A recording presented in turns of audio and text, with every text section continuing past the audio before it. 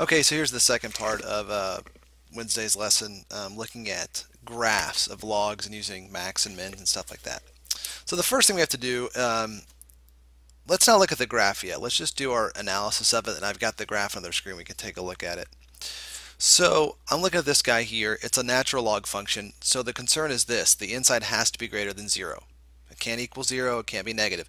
That's not a problem though, because x squared plus 1 is always going to be greater than 0. No matter what. It's if I plug a negative in, it becomes squared and positive. We add a 1, put 0 in, 0 squared is 1, 0 plus 1 is 1. Positive squared stays fine. So the domain for this guy real quick is all real numbers. We're good. Okay. So now the next thing we have to do is use the derivatives, and we'll use our first derivative test and our second derivative and look at our concavity. So first derivative, the derivative of natural log is 1 over the inside times the derivative of the inside, which is 2x. This becomes then 2x over x squared plus 1. So to look for our possible max and mins, our critical values, we would try to figure out where this is going to equal 0 at or be undefined. It's 0 on top pretty easily. Just where does 2x equal 0 at x equals 0? Okay. And the denominator, again, can't equal 0, so there's no undefined values. So we just have to check around 0 for the first derivative. Again, the denominator is always going to be positive, so I don't have to even worry about that. What I have to worry about is what happens left of 0, like a negative. Well, that's going to stay negative on top. Negative over positive is negative. And then when I plug a positive in, positive over positive is positive. So it looks like at 0 I'm going to have a minimum. When I plug 0 in for x, I get 0 squared plus 1. The natural log of 1 is also 0. So it looks like I have a minimum at 0, 0. Our increasing and decreasing, well, this guy is decreasing from negative infinity to 0. He's increasing from 0 to positive infinity. So those are my kind of general ideas right now. At 0 has a minimum of 0, or the point is 0, 0. Now I need to look at the second derivative. Now, this function here, his second derivative is going to be a quotient rule. So f double prime of x, derivative of the first, or the top, is 2 times the bottom minus the top times the derivative of the bottom over the bottom squared. Okay. I'll simplify that numerator. That gives me 2x squared plus 2 minus 4x squared over x squared plus 1 squared. So again, this can't be 0, so I'm looking for the inflection points is where does this guy equal 0 at? And again, to clean that up, that's negative 2x squared plus 2 over x squared plus 1 quantity squared. So when I set this equal to 0 and solve, negative 2x squared plus 2 equal to 0, I get x squared is 1. I get plus or minus 1. So those are the two values where I have 0 for my first or my second derivative. So negative 1, positive 1. So now I go back and I think about numbers up here. So when I think about numbers like less than negative 1, like negative 10, it's going to be negative 2 times 100. So negative 200 plus 2, oh, that's negative. Okay. When I think of numbers between 1 and negative 1 and 1, like 0, 0 squared 0, that's going to be plus 2, so it'll be positive. And then bigger than 1, same thing as this one over here, so it's negative there. So I know it is concave down between negative infinity and 0 and between 1 and infinity. It is concave up between negative 1 and 1. Okay. So those are my behaviors I get. Minimum is at 0, 0. It's decreasing from negative infinity to 0, increasing from 0 to infinity, concave down from negative infinity to 0 and 1 to negative infinity to negative 1. Let me fix that. Yeah. Sorry. Between negative infinity and negative 1, and then from 1 to infinity and concave up between negative 1 and 1. Okay. And if you look at the graph, you can see that. Minimum at 0, 0. I think the point of concavity, I know 0, 0 is a point right there. I think it's negative 1, 1 Nope. Let's see here.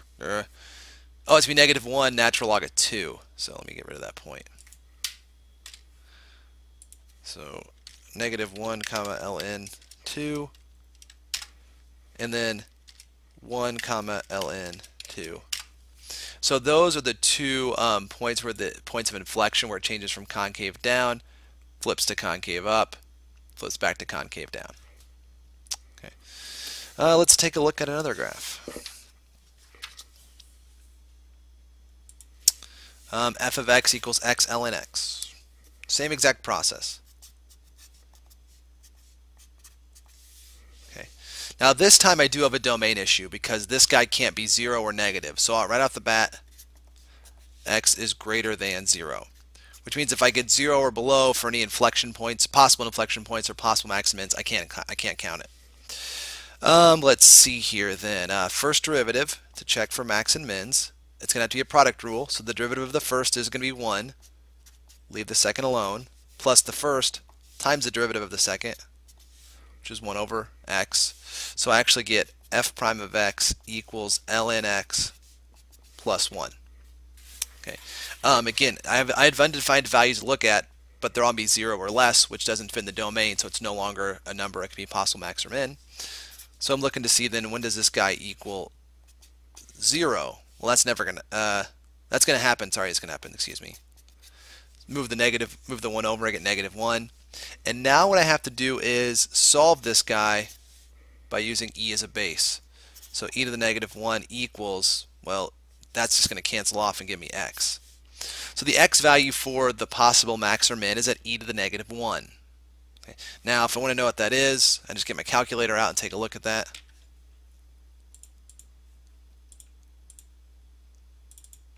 So I do e to the -1, and it's like 0.37. So it is a value. It does fit my domain, so I do have that value to work at. So I know I'm going to have e to the -1 where I get a slope of 0. Now the thing is though, I have to pick a number left of 0. I mean left of e to the -1, which is again 0.37, so I do like 0.25. So I'm going to do natural log of 0.25 plus 1 and see what I get. Second ln 0.25 gives me, I did the wrong thing, ln of 0.25. Close it, plus 1. I get a negative. Okay, and then if I do natural log something after 0.37, so like 1, natural log of 1 plus 1, I get a positive. Okay, I didn't need to do that. It's natural log of 1 is 0. So I know I have a minimum when e is -1. Or it's when it's e to the -1. So minimum e to the, I'm sorry, that's off screen here. So here's my line test I checked out for f prime of x.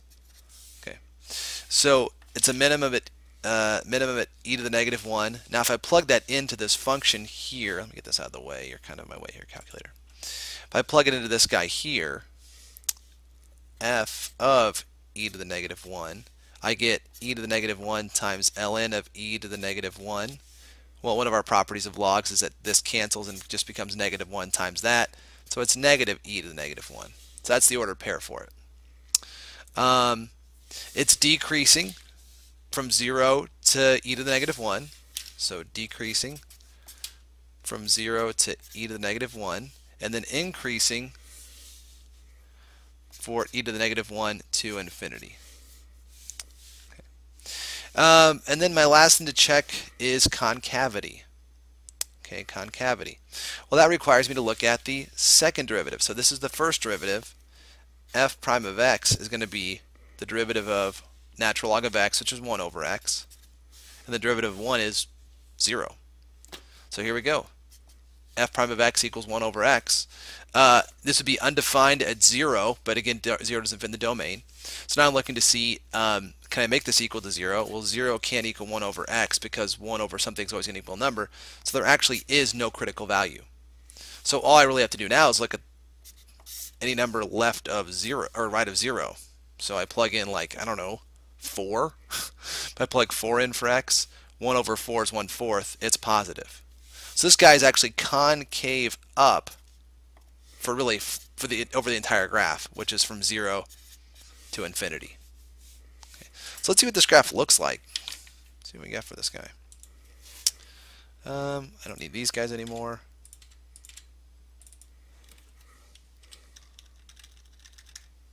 X times ln of x. Oh, so there we go. Yeah, it is concave up the whole time. I'm betting, and I can put this in on the computer here, e to the -1 comma negative e to the -1. Yep, there we go. There's that minimum. And it's at 0.37 comma negative 0.37. That's the lowest point in the graph. If I even let's just graph it. Y equals negative e to the -1. There we go. That horizontal tangent line touching right through there. Okay. And then it is decreasing from 0 to that value, and then from 0 up, it's increasing. Again, concave up the whole time.